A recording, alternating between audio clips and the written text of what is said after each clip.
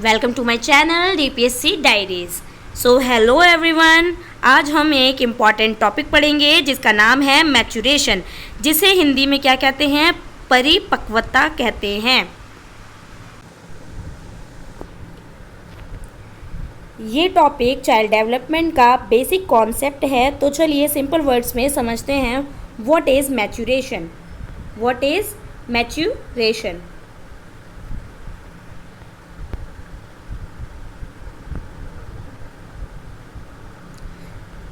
Meaning of maturation.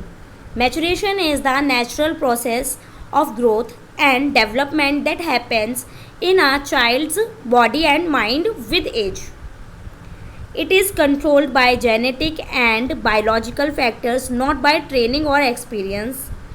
Example है इसका, a baby learns to sit, crawl, stand and walk in a natural order. Even if we try to teach a newborn to walk, the child cannot walk until his body and nervous system are mature enough.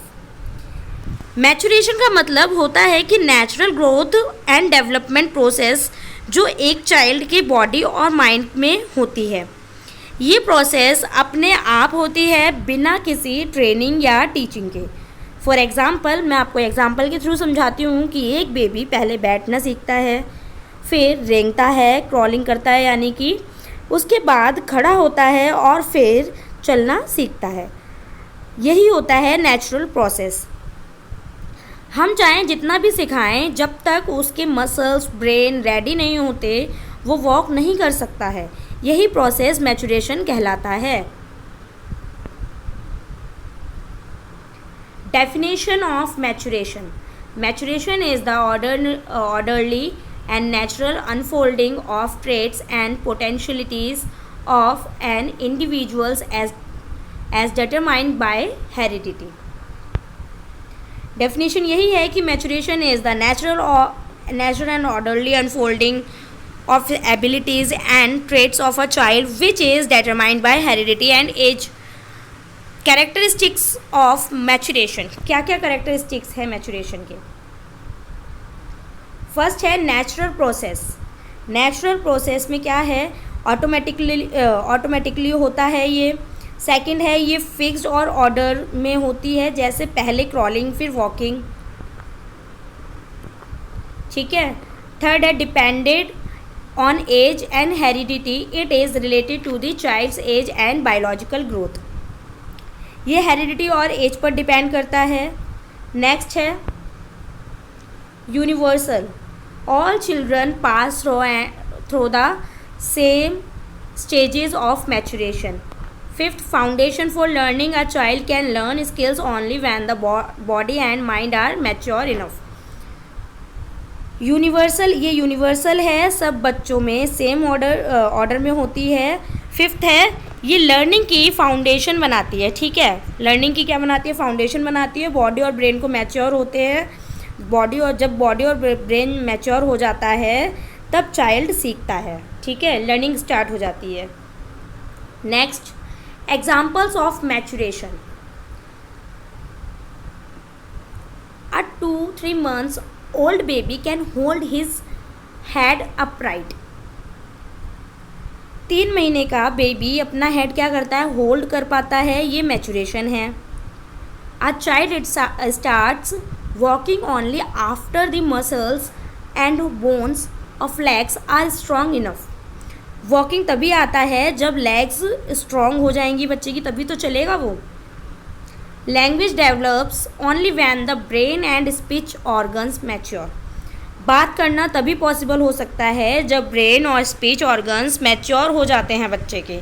ठीक है, ये थे examples. I hope आपको समझ में आया होगा maturation क्या होता है।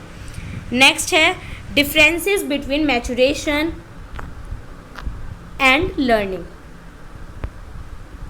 मैचुरेशन और लर्निंग में क्या डिफरेंस है, इससे आपको और भी बेहतर तरीके से क्लियर हो जाएगा। Natural automatic process.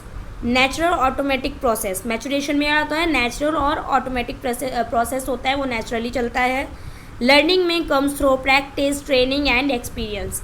बच्चे को लर्निंग में वो प्रैक्टिस करेगा, ट्रेनिंग करेगा, एक्सपीरियंस लेगा, मतलब सीखेगा उस चीज़ को, तब आएगा उसको।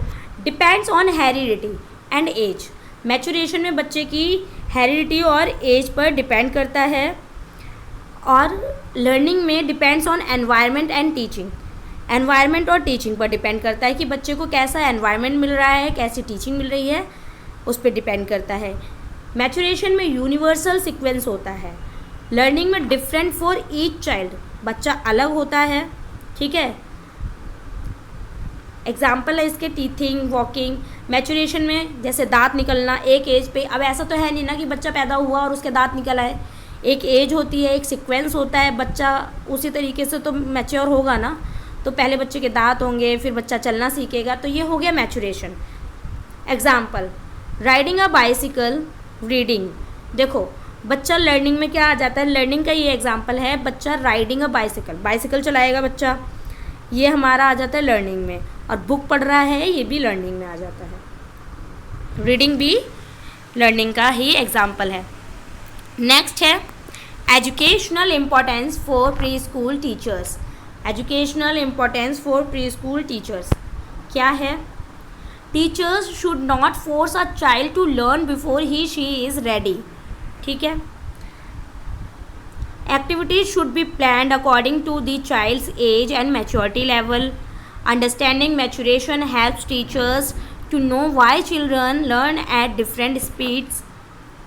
Example, some children speak fluently at 2 years, some at 3 years. This is due to different rates of maturation. As a teacher हमें ये समझना चाहिए कि हर चाइल्ड अपनी स्पीड से डेवलप होता है। कभी भी बच्चों को फोर्स नहीं करना चाहिए कुछ सीखने के लिए जब तक वो रेडी ना हो। क्लासरूम एक्टिविटीज़ बच्चे के एज के अकॉर्डिंग, मैच्योरिटी लेवल के अकॉर्डिंग होनी चाहिए। अगर टीचर मैच्योरेशन समझता है तो वो हर चाइल्ड के ग्रोथ के, मतलब कि अगर टीचर को मैच्योरेशन समझ में आती होगी तो वो बच्चे के ग्रोथ के अकॉर्डिंग ही बेटर टीचिंग दे सकता है, ठीक है। ये था हमारा एजुकेशनल इम्पोर्टेंस। नेक्स्ट है conclusion. Maturation is the natural unfolding of growth and abilities in a child guided by heredity and age, and it sets the foundation for learning. So in short मैं आपको यही बताती हूँ, conclusion in short यही है, maturation is the natural biological growth that prepares of a child for learning. Every child matures at their own pace, so comparison नहीं करना चाहिए बच्चे के साथ। यही था हमारा कंक्लूजन।